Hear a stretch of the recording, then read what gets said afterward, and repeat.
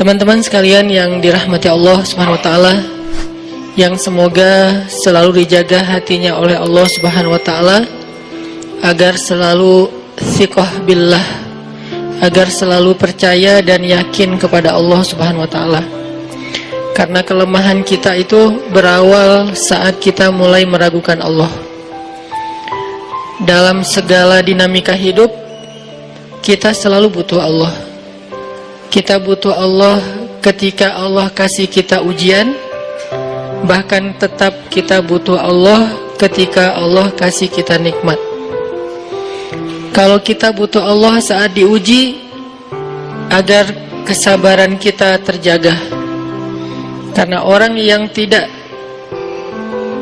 ditemani atau dibersamai oleh Allah Subhanahu wa taala ketika dia sedang diuji, maka dia akan mudah untuk berkeluh kesah, bahkan berputus asa.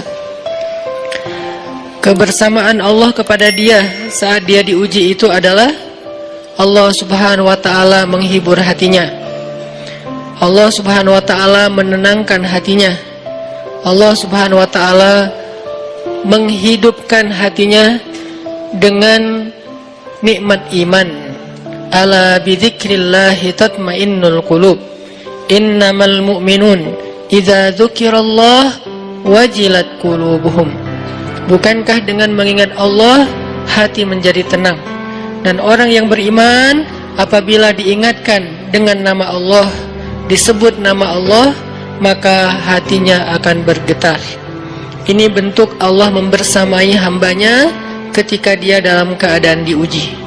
Allah menghiburnya dengan kalimat, alam yajidka yatiman fa'awa wa wajadaka dhallan fahada wa wajadaka ailan fa'aghna. Allah menghiburnya dengan kalimat, inna a'tainakal kautsar. Allah menghiburnya dengan kalimat, kalla saya'lamun summa kalla saya'lamun. Allah menghiburnya dengan kalimat, la tahzan innallaha ma'ana. Ini adalah ketika Allah membersamai seorang hamba saat dia dalam keadaan diuji. Allah membersamai hamba juga ketika dia dalam keadaan diberi nikmat.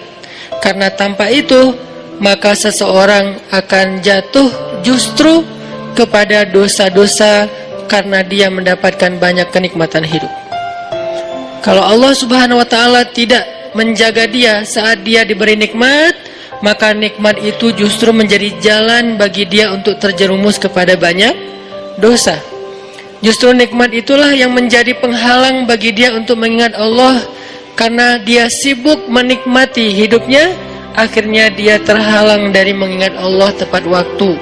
Sibuk menikmati hidupnya, terhalang dari Allah untuk bangun tengah malam.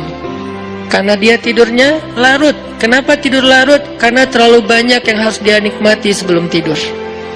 Dia bisa makan-makan, dia bisa jalan-jalan, dia bisa ngopi, dia bisa ketemu teman, dia bisa belanja. Bahkan dia nunggu midnight sale untuk bisa menghabiskan nikmat yang Allah kasih kepada dia. Sehingga akhirnya tidurnya terlalu larut, lalu dia tidak bisa bangun untuk menghadap Allah, curhat kepada Allah. Hal yang selama ini dia lakukan justru ketika dia diuji oleh Allah. Ketika diuji oleh Allah, mudah bagi dia bangkit tengah malam, curhat, sujud panjang, menangis dalam doa.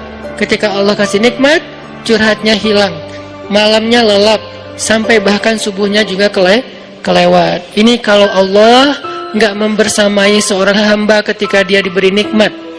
Sehingga orang yang seperti ini, kalau dalam keadaan seperti ini terus-menerus dalam jangka waktu yang lama, nanti dia akan terjebak di dalam istidraj.